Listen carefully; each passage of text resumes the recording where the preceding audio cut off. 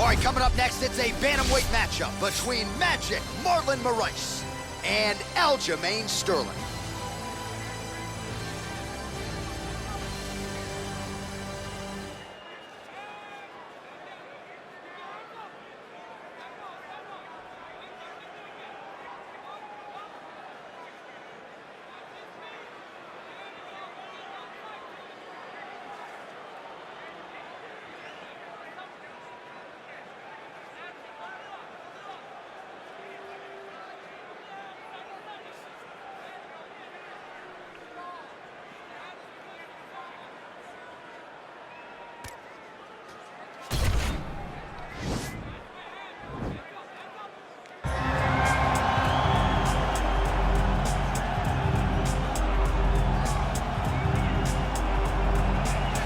Well, always exciting when this guy shows up on the fight card, Daniel. He is a true mixed martial artist. Not really any glaring weaknesses, at least, that he's put on film thus far. He's the new breed of fighter. Those kids that start doing everything at 6 years old. They start wrestling, they start doing jiu-jitsu, they start to box.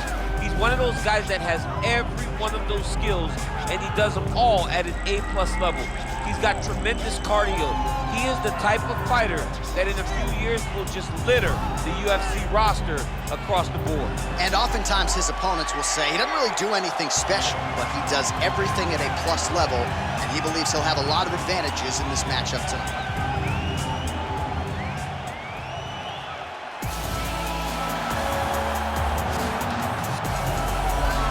All right, here he is, for my money, Mike, the most well-rounded fighter in this division, a true mixed martial artist at his core, and he believes he'll have a lot of advantages in this matchup tonight. Everyone talked about him being well-rounded. It's unbelievable to watch a guy that can do everything across the board at such a high level. Yeah, he's comfortable wherever the fight goes. Maybe he'll grapple tonight, maybe he'll strike. Makes him a hard guy to prepare for.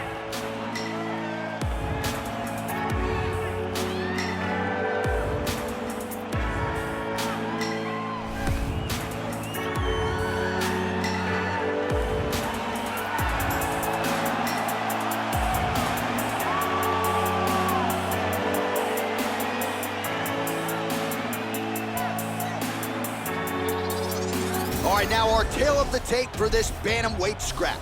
Moraes is 1 year the elder. Sterling will have the 4-inch reach advantage. Here is Bruce Buffer.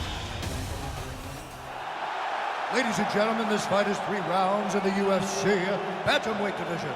Introducing first, fighting out of the blue corner.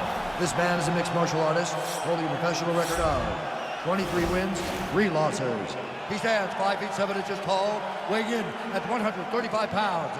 Fighting out of Uniondale, New York, Aljamain Punkmaster Sterling. And now introducing his opponent, fighting out of the red corner. A mixed martial artist holding a professional record of 23 wins, 10 losses, and 1 draw. He stands 5 feet 6 inches tall, weighing in at 135 pounds.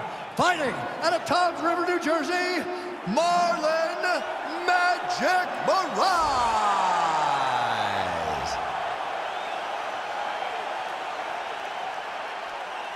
And when the action begins, our referee in charge, Yves Lavigne. The veteran Yves Lavigne draws the assignment here. You ready? You ready? Well, these guys have been on each other's radars for quite some time. Tonight, it shall be done. Both guys well-rounded. You think we're getting a kickboxing match tonight or what? You just don't know, right? You don't know who's going to be able to employ their strategy the way that they need to. This is a close fight on paper, and also in every performance we have seen them put on. These guys seem to be the mirror image of each other.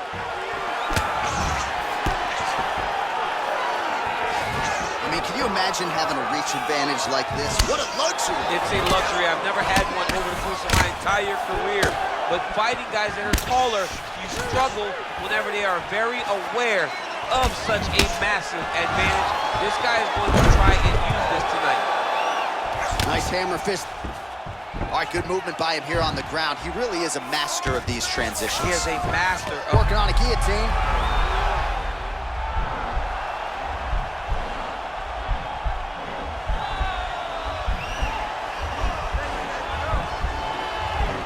He's attacking guillotine.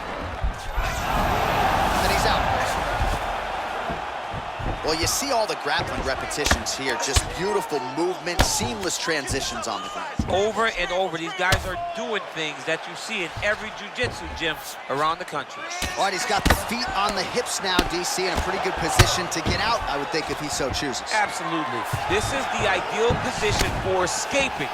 Now, you're not going to get a submission off or anything like that, but you having your feet on your opponent's hips, it just allows you to build a push. You just push with your feet. You elevate your opponent's hips away from you, and then you just get a jiu-jitsu escape. Push your hands back, hip heights up, back to your feet. Now we're back to fight. Oh, massive head kick there. We'll see if he can finish. Big knee lands there.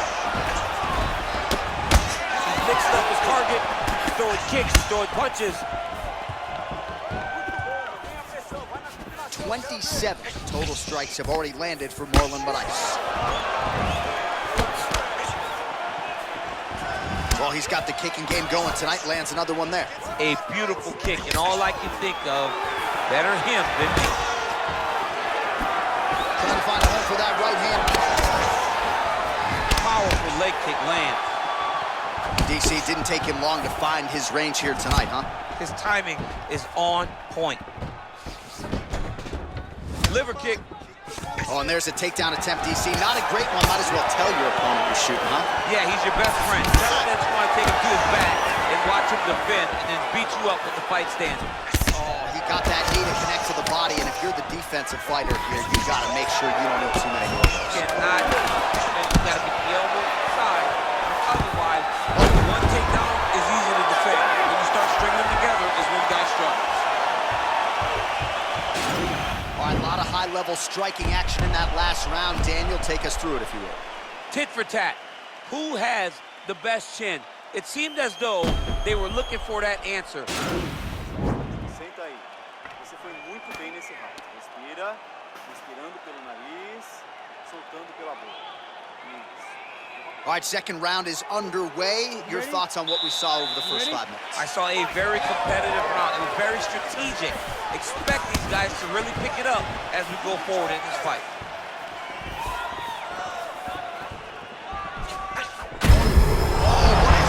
And maybe time to get the bonus checks ready. I mean, this fight is about done. He's got him hurt very bad with his head kick.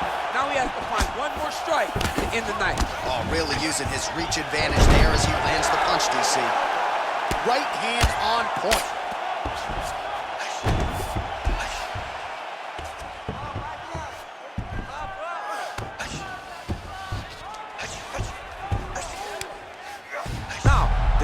Attacking the triangle, he finds himself in trouble because he got a little bit lazy in the full guard. Looks like he's trying to manipulate the head. This could be tight.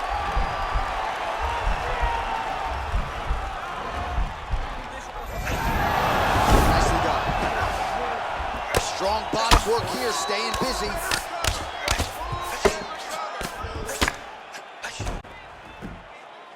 Well, you got to stay busy on the bottom. He's doing it here. Nice punch. All right, side control now, DC. You know he's in his element on the ground. A lot of tricks up his sleeve. A lot of tricks. Now trying to hip escape. He's just trying to move out of this position up the bottom. The Kimura is not the arm. It's the shoulder pressure that usually makes you tap. But now DC trying to isolate an arm. Yep, he's using the Kimura. And this might just be a matter of time.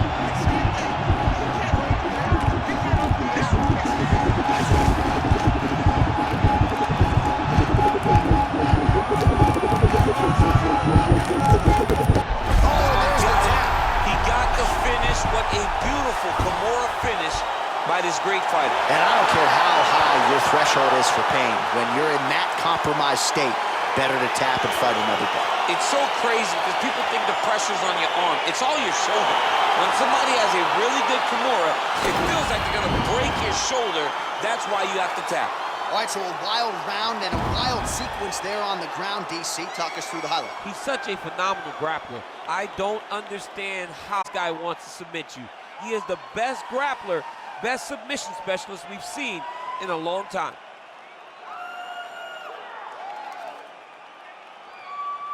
So there he is, your winner by submission. That could hold up as one of the better subs of the year. Near perfect execution tonight.